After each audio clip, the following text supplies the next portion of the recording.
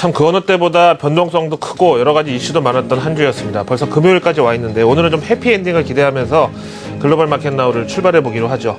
마감 브리핑 준비되어 있고요. 그 다음에 어제 우리가 미리 숙제를 다 끝냈으니까 오늘 좀 홀가분한 마음이겠죠. 여기에 대해서 한번 채점 정도만 해보는 수준으로 제넷 옐런 차기 연준위원장 지명자 상원 증언과 Q&A 세션에 대해서 한번 알아보기로 하고요. 그 다음에 이제는 안 보면 서운한 테슬라 관련 소식이 또 하나 나와 있습니다. 이것도 보고요. 그 다음에 간밤에 달러 대비 엔화 환율이 100엔대를 넘어갔다 왔습니다. 오늘 잘하면은 동경환시에서 100엔대를 넘어가는 흐름이 나올 수 있는데 과연 이번에도 시소 전략, 덤벨 전략, 롱숏 전략 이런 거에 과연 국내 수출주가 피해를 입을지 이걸 걱정해야 되는지 이거 한번 체크해 보기로 하죠.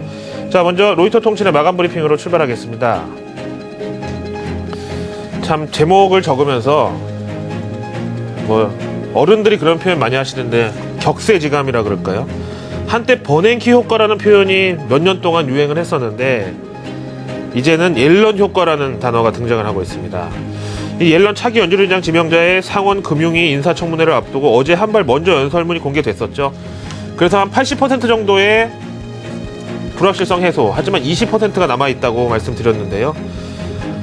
문제는 20%가 뭐냐면은 이 청문회라는 게 우리나라도 그렇지만은 어떤 또 돌발 질문이나 뭐 의원들의 좀 치사한 신상 공격이 또 있을 수도 있다. 이런 불안감 때문에 20%가 남아있다고 말씀드렸는데 오늘 미국에서는 요것마저 해소가 되면서 오늘 다우지수와 S&P 500 지수 또 한 번 사상 최고치를 새로 고침했습니다.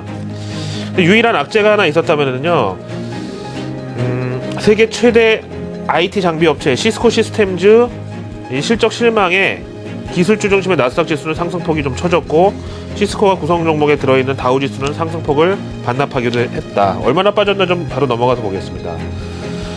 그야말로 어닝 쇼크네요. 이 정도면은 상당히 이제 덩치가 크고 시총도 큰 다우 지수에 들어가 있는 거 보면 벌써 좀 무거운 종목인데 하루 만에 11%가 하락을 했고요.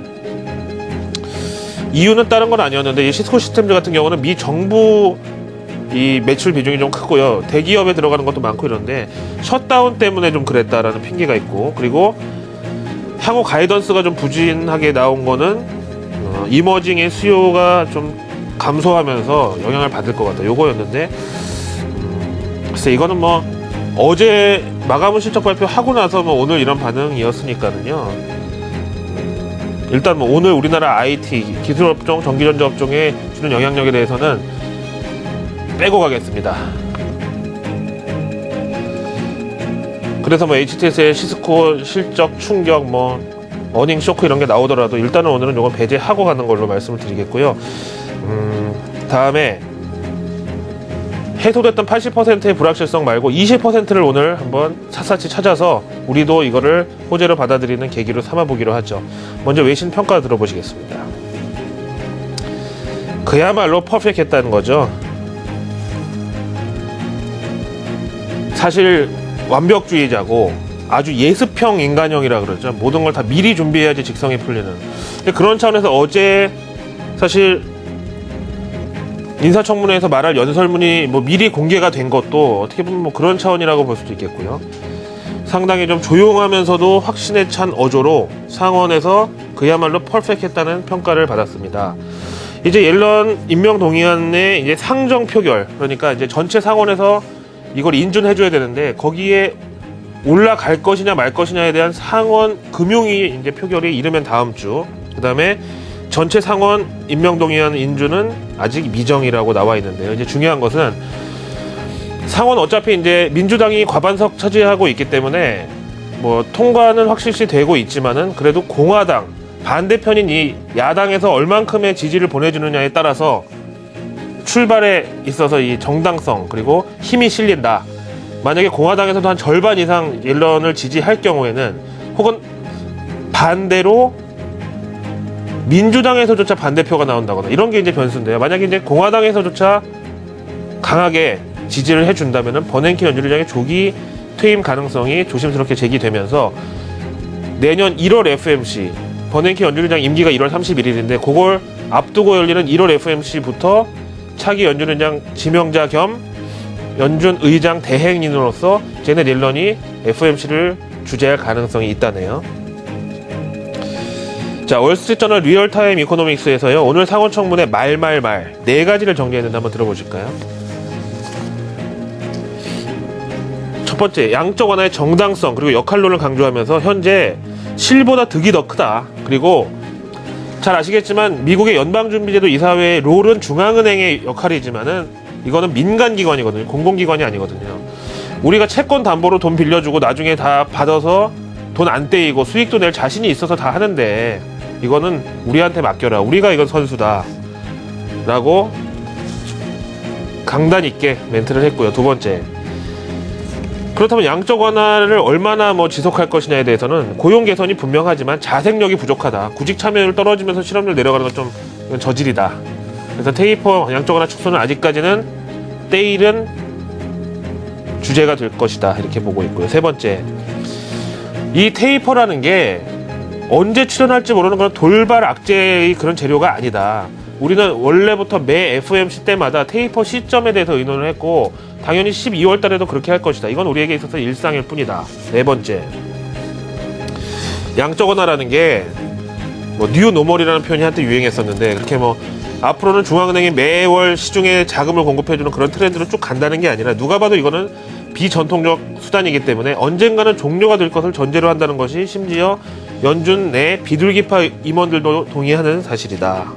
다음으로 이제 뉴욕타임즈에서는 약간 정치적인 요소를 넣어서 정리했는데요. 들어보시겠습니다. 이제 상원 의원 질문이 양적 완화 이게 부작용도 있을 텐데 여기에 대한 대비책이 있느냐. 그랬더니 제넷 옐런이 지금은 부작용이고 뭐고 일단 사람부터 살리고 봐야 된다 이거죠. 그러니까 이제 체질 개선이나 다이어트를 할 때 하더라도 지금 일단 빨리 회복시키는 게 좋다. 양적 완화와 경기 부양이 필요할 때다. 다음 질문. 볼커룰이나 프랭닷 법안 같은 거 있잖아요. 금융 규제안에 대한 입장이 뭐냐. 당연히 대마불사의 이 논리는 용인할 수가 없다. 근데 추후에 하겠다. 금융 규제나 소득 불균형 해소 같은 연준의 본연 역할 반드시 수행할 테니까 기다려달라. 현지 전문가 풀이 들어보실까요? 오늘 자넷 옐런에 대한 차기 연준 의장 지명자로서에 대한 시장 평가는 버냉키보다 더 비둘기파적인 느낌이었다. 이는 투자자들에게 적어도 올해는 테이퍼가 나오지 않겠다라는 확신을 심어줬다고 의미를 부여했습니다.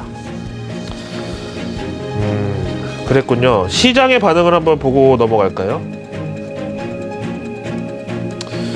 당연히 10년 만기 국채금리를 봐야 되는데요. 이제 이것도 결제 해지 차원에서 지난 금요일날 이상하게 나온 고용지표 호조로 이게 5% 급등한 게 아직까지 해소가 안 되고 있고 3분의 1 정도 현재 반납된 상태고요.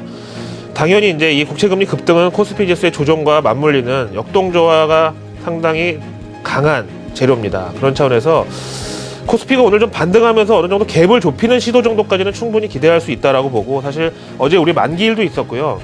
또 한국 증시는 그 어느 나라 증시보다 정말 예민하고 소심한 정말 트리플 A 같은 이 성격이 있기 때문에 어제 80%의 불확실성 해소보다는 남은 20%에 좀 더 위축이 됐었다. 그런 나머지 20%도 제거되고 난 오늘은 반등이 뚜렷하게 나와도 이상할 것이 없는 날로 말씀을 드리겠습니다.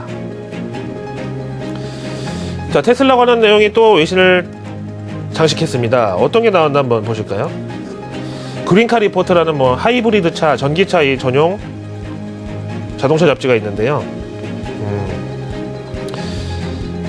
자꾸 불이 나니까 방화판을 이제 도입한다는데 지금도 없는 건 아닙니다. 근데 여러 번 말씀드렸지만은 테슬라 모터스 모델 S 이 자동차에는 노트북에 들어가는 리튬이온 전지 7,000개가 들어갑니다. 우리가 이 휴대폰에도 리튬이온 전지 들어가는데 잠깐만 10분만 통화해도 이게 막 뜨끈뜨끈해지는데 7,000개가 모여있으니까 이게 얼마나 열이 많이 나겠어요. 근데 여기에다가 이제 스파크를 일으킬 충격이 가해지면 바로 이제 이게 화재가 발생할 수가 있다는 거죠. 여기에 대해서 테슬라의 CEO 일론 머스크 참 요즘 언론 활동도 많이 하고 좀 쇼맨십도 있고 좀 이런 좀 약간 좀 다혈질 캐릭터긴 한데 어쨌든 리콜은 거부를 한다.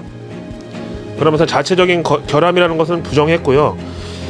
근데 이제 이미 테슬라는 외부 충격으로부터 배터리 보호할 수 있는 알루미늄 프로텍션 쉴드가 설치가 이렇게 돼 있는데 특허까지 내놓고 있는 상태고요.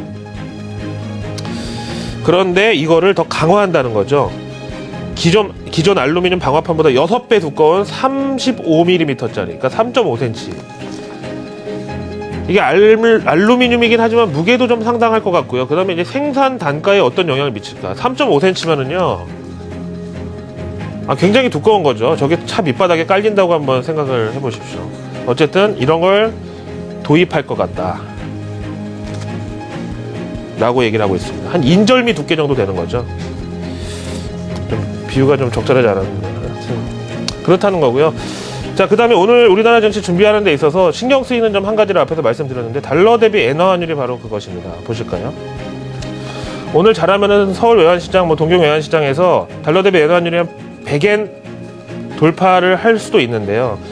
당연히 이제 달러 대비 엔화 환율하고 코스피 지수 역동조화는 여러 번 나타났었죠. 처음에 아베노믹스 출범하면서 엔저를 거의 국책으로까지 밀어붙이겠다고 강력한 의지 표명을 한 뒤에 달러 대비 엔화 환율이 휙 올라가면 우리나라가 좀 빠지고 이런 롱숏 전략, 특히 수출주에 대해서 이런 게 많았었잖아요. 근데 하지만 이번엔 다르다고 봅니다.